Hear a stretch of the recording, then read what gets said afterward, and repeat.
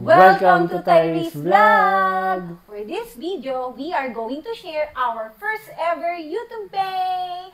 Gaano nga ba katagal at paano nga ba ma-monetize sa YouTube? Kung interesado ka, please keep on watching! At kung bago ka pa lang sa aming channel, please like and subscribe. Follow nyo na rin kami sa aming mga social media accounts. Salamat! So magkano nga ba? Bago namin i-reveal kung magkano, let us share a brief journey of our channel, Tyrese Vlog. Okay, so we started the channel June 4, 2022. Then after 1 year, June 2023, we got accepted in YouTube Partner Program. So disclaimer lang, our earnings and experience may not be the same with other YouTubers. So this video is purely based on our experience. So if you're planning to start a YouTube channel or if you already have one, these are the things you need to know to monetize your channel. You have to reach YPP minimum requirements. Ano-ano nga ba mga requirements? You must be a good citizen in the platform.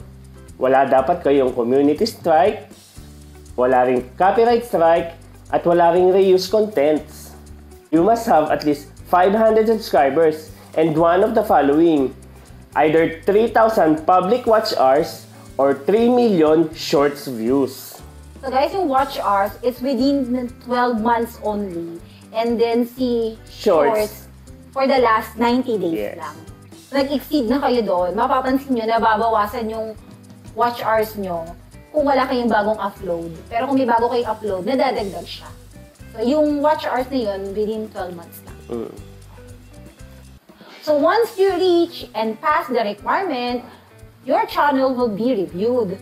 And then YouTube will send you, in our case, YouTube send us an email to accept the YouTube Partner Program term. So this is a partner of YouTube and advertiser para malagyan ng ads ang mga video news at para kumita din kayo.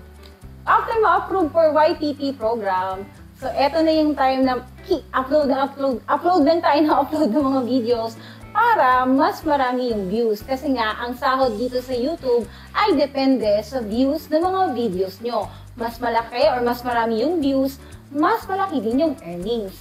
So let's proceed on how to be paid or getting paid here in YouTube. So first, you have to verify your AdSense account. So kailangan yung gumawa pala ng AdSense account kasi yan yung magpa-process ng payment sa'yo. Ito yung magpa-process ng payment sa videos nyo sa YouTube. As part of verification process, they will send you a code para ma-verify yung mismong address na ilalagay nyo sa AdSense. So for you, you have to reach a minimum earnings of $10 to get the code. So magpapadala sila sa inyo ng code na kailangan nyo i-input dun mismo sa inyong AdSense account.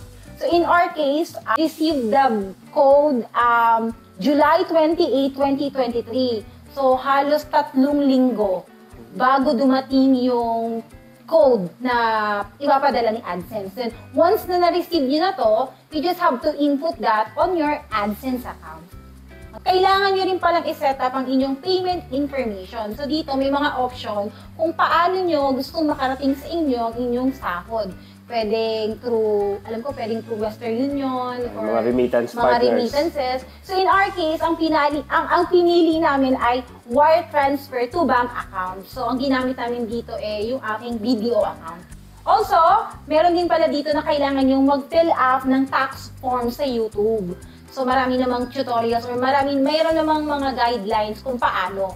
Kasi ito yung tax na yon, pag hindi kayo nag-fill up, mas malaki yung i-deduct nila dun sa inyong YouTube sahod. Kaya kailangan, bago pa dumating yung inyong first ever sahod, ay mag-fill up na kayo ng inyong tax information.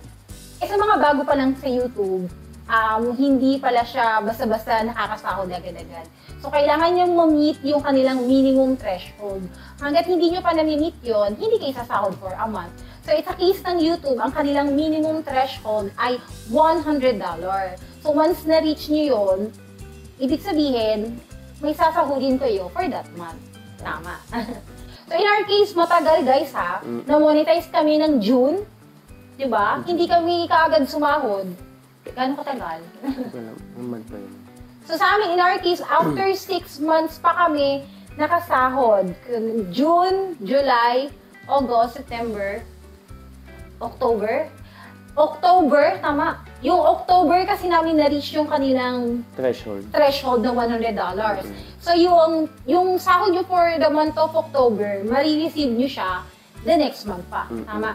So November namin na-reach yung sahod namin for October. So kung na-meet ulit namin yung threshold na $100 sa month of November, sa December naman namin siya makukuha. Kano nga ba ang first sahod namin dito sa YouTube? Let's reveal!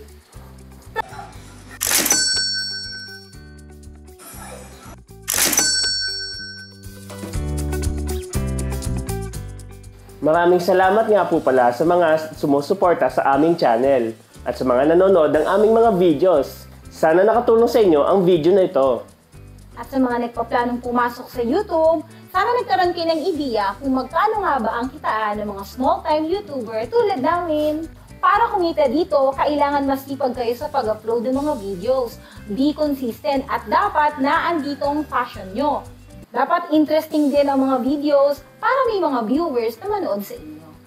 Please don't forget to like and subscribe to our YouTube channel and follow na rin kami sa aming mga social media accounts. Thank you for watching! See you on our next videos!